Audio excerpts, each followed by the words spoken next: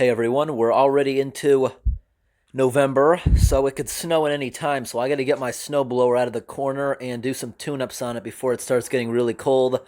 Today I'm going to start it up, let the engine running for a while, get the oil all circulated, and I'm going to do an oil change on this machine.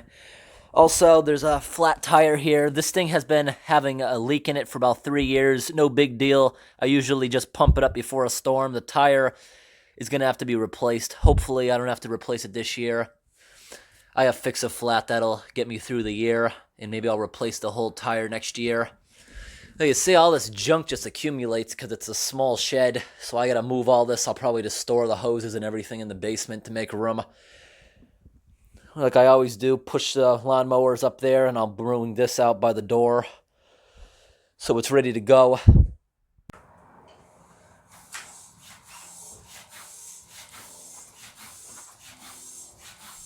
This thing has a really slow leak, so this will take like a month before this thing even goes flat again. I've done a lot of work on this machine over the years.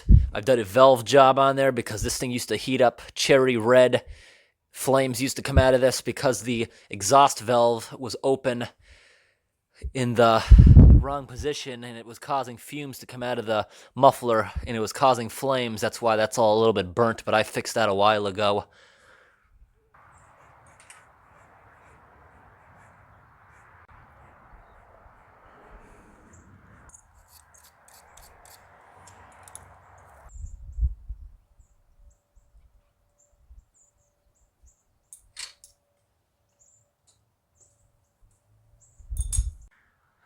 Carburetor was loose.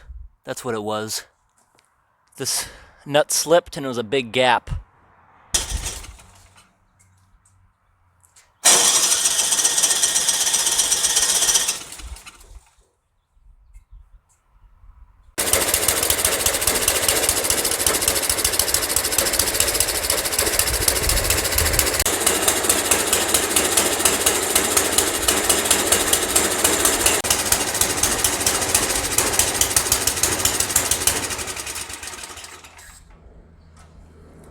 I let that thing run for about 10 minutes. Now the engine's heated up and I can do an oil change on this. I had a bit of trouble getting the thing going initially because it started racing and stuff. I had to adjust the carburetor a bit. Since it came undone, all the screws and everything was messed up, so that just took a while. Also, the starter had to be repositioned because it was scraping. About a year ago when I did this, I just put a little car jack under there, but today I didn't have that. I just had the stool around. This thing is hard to lift because there's a lot of steel in here. This thing weighs about 350 pounds. So this is where the oil comes out. Now the engine's heated up. Any grit that's settled in the engine's now up and in the oil. So I'm going to remove this. I put this pie tin in. That'll make it flow over the wheel into the pan.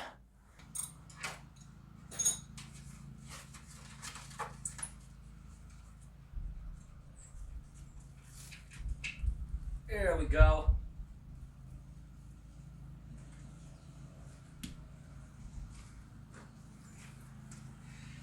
Now the good thing about this is I can leave the machine for like an hour or as long as I want, and every little bit of oil can drip out. You can see that there's a steady flow coming out of it right now.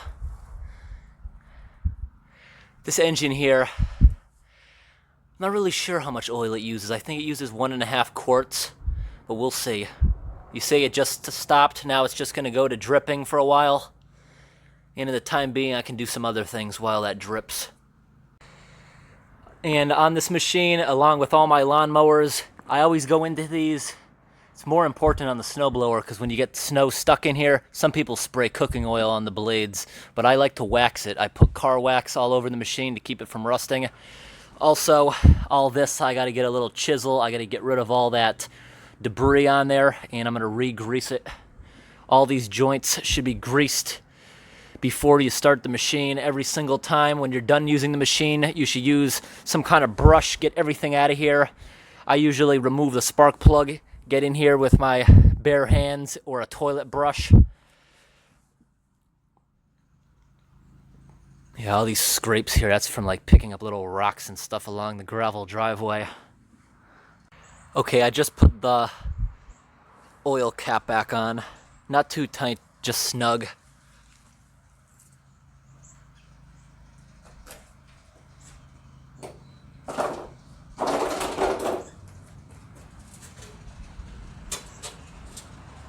Now this machine I know takes at least 1 quart. This is what I'm using here. Starts off at 10, good for cold weather. When it heats up, it goes to 30. This is what I've been using for years. It works perfect in the machines. Now this, you just pour it down the dipstick. Some of the bigger engines I've worked on for snowblowers, there's some pretty big snowblowers, and the engine's like a car. It actually has its own thing to pour the oil in, separate from the dipstick.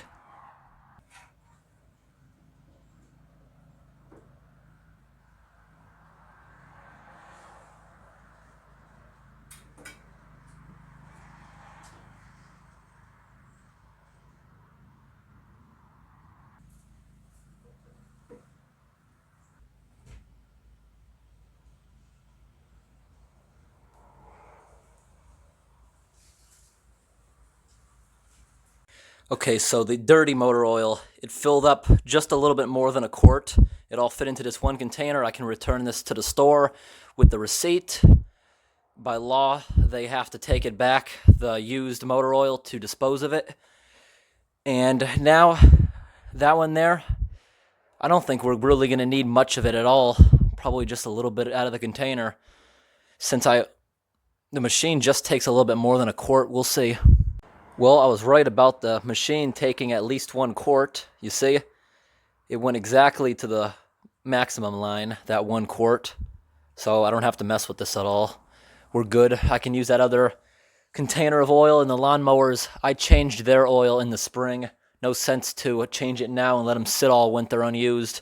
So now I'm going to put this on, start it back up, run it for a few more minutes, and put it away until we have our first snowstorm. I'm removing all this really thick grease. Some of it is so thick you'd probably have to use like a little chisel or paint scraper to get off. That's some really thick stuff. But this joint over here is clean. So I just go in there, put a few drops of oil just in the top of it. When the machine starts running, it'll spread all that around. Put more in that joint there, this joint behind here, the joint back there. So now I'm just going to use regular car wax. I'm going to put it on the blades, put it on the machine, keeps it from rusting. And it also, when you have that heavy, wet snow, it stops it from getting clogged up where you got to keep stopping and unclogging everything. Some people use cooking oil, and that actually does work. And this is what I put on there. I just rub it on all the blades. Keeps them slippery. I put it on the body of the machine. And there's some other greasy spots I'm going to wipe up. Also, for joints like this, if your oil can doesn't fit in there, I just get a spray can that I can fit in there, you know, just to get into that joint. Because I can't really see in that joint. Or maybe I could go from the bottom, so I'm not just getting air in there like this. Yep, that's all it needs. Every storm. I also go ahead and make sure there's tension on both sides and they can't move. Because if one of them moves, that means there's a broken shear pin or shear bolt right in here. Those things, the purpose of them is in case you hit a rock, it'll snap the bolts and this thing will just start spinning freely. That's for the engine doesn't break. Even though the blade here is belt driven. Once in the past, I did hit a big tree branch under the snow. They did not break. Instead, the belt started screeching.